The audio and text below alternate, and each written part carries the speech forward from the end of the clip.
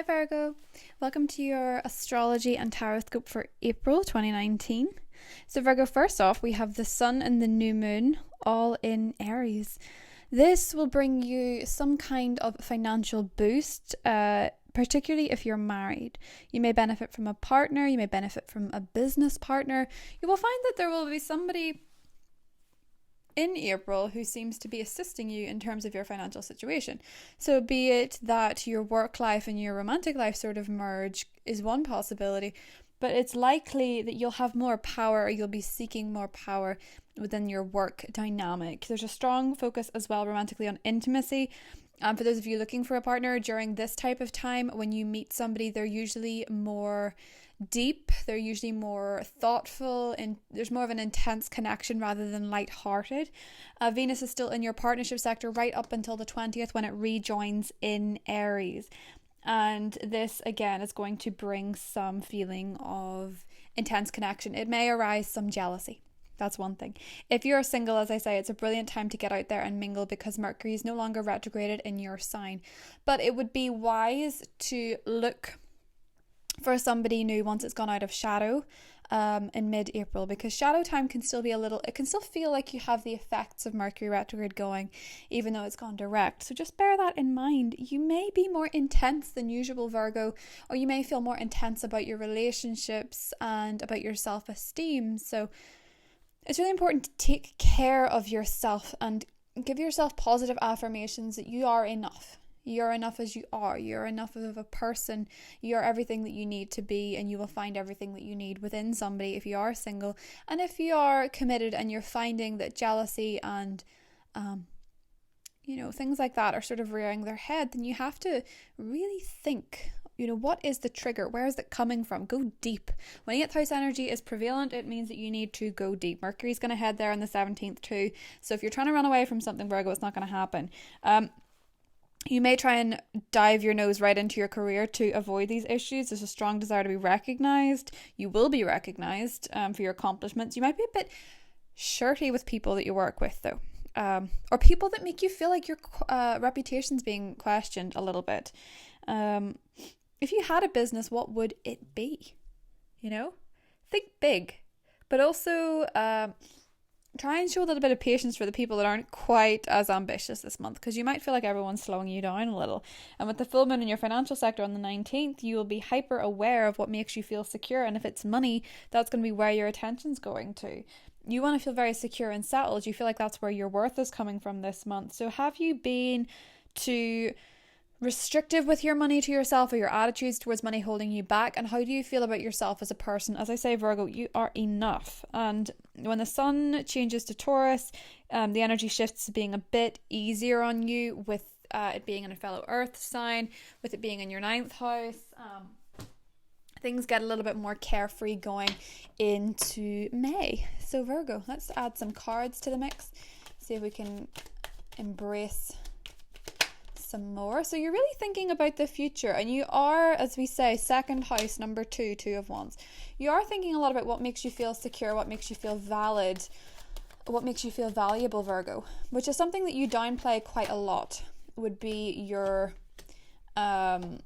worth, I guess. So you could be dealing with a water sign or an air sign right off the bat. Some of you could be missing a water sign, Virgo. We have an earth sign here, which I think is you, but it could be somebody else. So you're thinking about the future, and you're trying to rush on. You're trying to rush forward into a new project, into a new business venture, and you're neglecting somebody, possibly a water sign. You're leaving somebody out in the cold that really wants to talk to you, wants to be there for you, but you're so busy working, the relationship is suffering. It could be with a Pisces who might feel like you don't hear them. It's a very sensitive and emotional person, and they're offering you love, because I can see this is you turned away looking at the 3 spilled cups. Behind the 2 of cups is the King of Cups. So you could be upset about a water sign, or they could be upset about you. I feel they're upset about you, Virgo. They don't feel like you see them.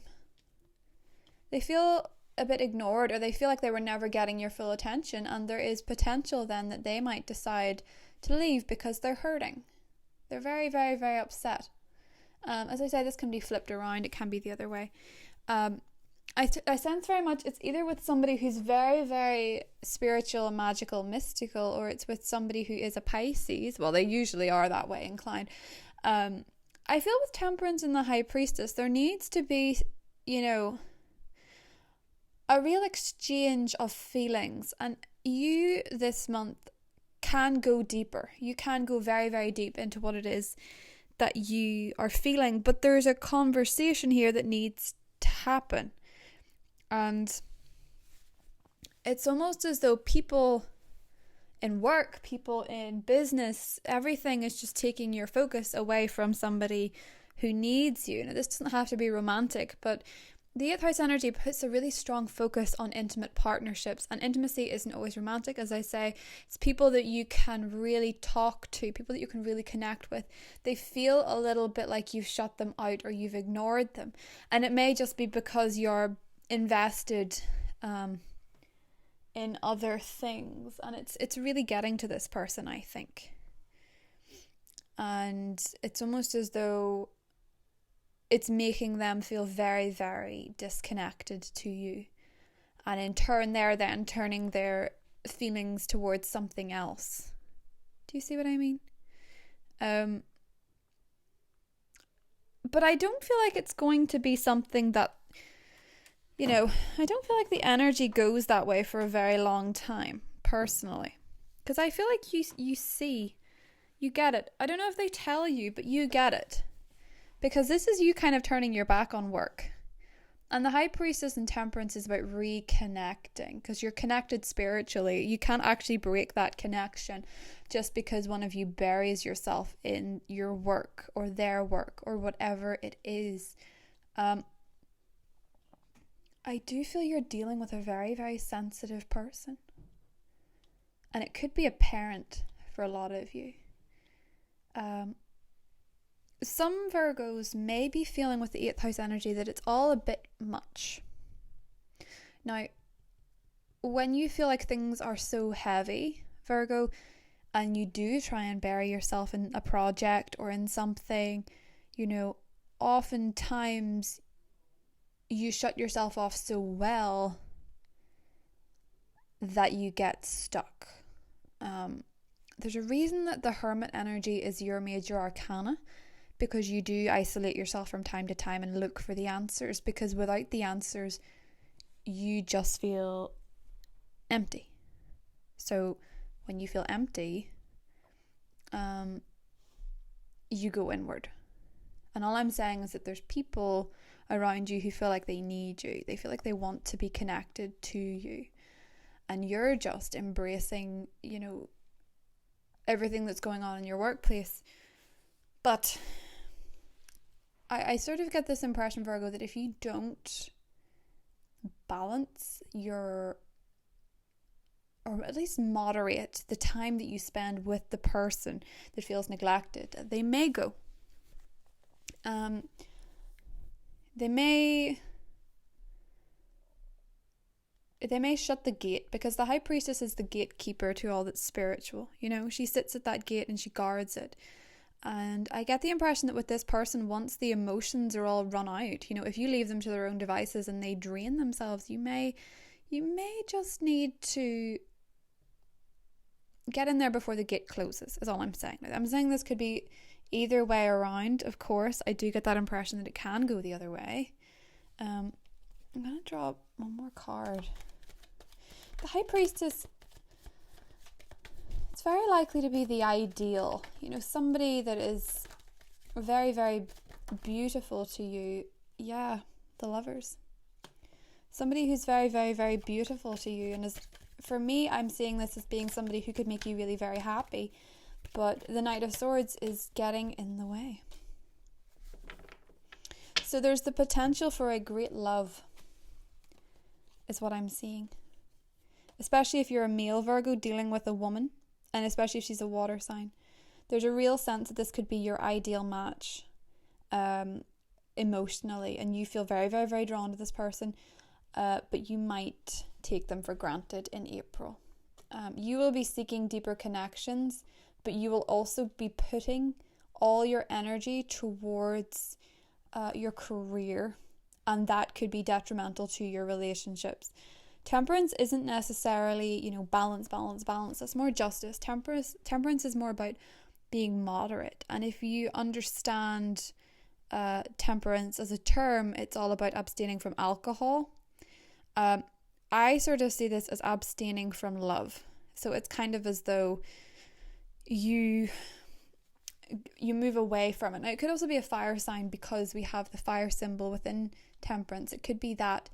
But this is somebody who's very, very intuitive, but they're not exempt from fear. And they feel very, very frightened of losing you to the point that it might run over. Like they feel like time might be running out because there's only so much treading in the water that they can do before they just have to get out of it. Do you know what I mean? I sense that there's a very strong romantic prospect, Virgo, but I also see a little bit of self-sabotage. And it's better to be aware that you can shift your perspective to bring you great joy, because you only act from where you're standing, what you can see.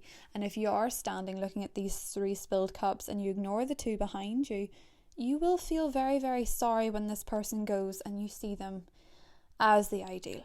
When temperance comes up, it can promise a reconciliation of sorts, but it can also suggest that you just aren't getting that energy, and only when you get that energy will you know. It could be a Sagittarius as well. Temperance is Sagittarius energy. But be careful in April that you are finding ways to deal with the excess energy and the impulsiveness you feel in your career and still feeling connected, because the 8th house energy is going to be there for the rest of the month. And we've had that awful Mercury retrograde in Pisces. I say awful, but you know what I mean. We're still in the shadow, and this guy reminds me of a shadow. And the dark within the High Priestess reminds me of a shadow.